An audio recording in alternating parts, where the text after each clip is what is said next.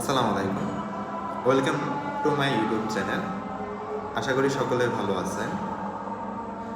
তো আমরা আজকে কথা বলবো আমাদের মাতৃভূমি বাংলাদেশ নিয়ে। তো আমরা সকলেই জানি এখন আমরা বর্তমানে একটি স্বাধীন দেশে বসবাস করছি। কোটা আন্দোলন ঘিরে জুলাই মাস থেকে স্টুডেন্টরা তাদের দফা নিয়ে আন্দোলন করতেছিল, কোটা নিয়ে আন্দোলন করতেছিল। আসলে কোটাটা কি? সেখানে কিছু নির্দিষ্ট ভাতা ছিল বা নির্দিষ্ট কোটা ছিল। তো সেই কোটা থেকে প্রায় 60% ব্যক্তি চাকরি পেত, সরকারি চাকরি। তো সাধারণ স্টুডেন্ট যারা আছে, যারা মেধাবী স্টুডেন্ট, লেখাপড়া করে তারা কিন্তু ভালো একটা চাকরিতে যেতে পারতো না কোটার জন্য।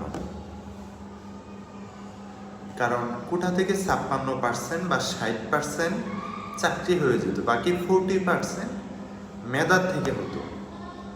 তো এই নিয়ে আন্দোলনটা শুরু হয় জুলাই থেকে, আমরা জানি সকলে। তো সেই আন্দোলন ঘিরে অনেক ছাত্র, অনেক ছাত্রী নিহত হয়েছে এবং অনেকে আহত হয়েছে। তো স্টুডেন্টদের রক্তের বিনিময়ে আজ আমরা স্বাধীন দেশে বসবাস করতেছি। স্বাধীন কি জন্য বলতেছি? একজন ব্যক্তি অধিক সময় যদি দেশ শাসন করে, তো তার কিছু ভুল ত্রুটি এগুলো থাকে, বা এক দফা রাজনীতিক বলা যায়, বা এক দফা ক্ষমতা বলা যায়। তো এই বিষয়গুলো সাধারণ পাবলিক বা সাধারণ জনগণ মেনে নিতে পারছিল না, যার কারণে কিছু ক্ষোভ তৈরি হয়। তো এখন বর্তমানে যে অবস্থান বা বর্তমানে যে পরিস্থিতি, সে মানুষগুলো তাদের যে ক্ষোভগুলো ছিল, ক্ষমতা পতন হওয়ার সাথে সাথেই সে ক্ষোভগুলো এখন প্রকাশ করতে পারছে। তো এই জন্য বলতে পারছি যে আমরা এখন স্বাধীন দেশে বসবাস করছি।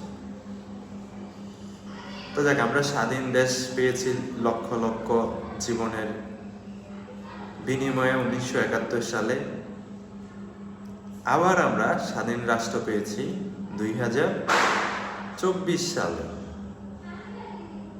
স্টুডেন্ট যেটাকে বলে 35 আগস্ট বা 5 আগস্ট। তো স্বাধীন দেশে সকলকেই স্বাগতম, সকলেই ভালো থাকবেন স্বাধীন দেশে।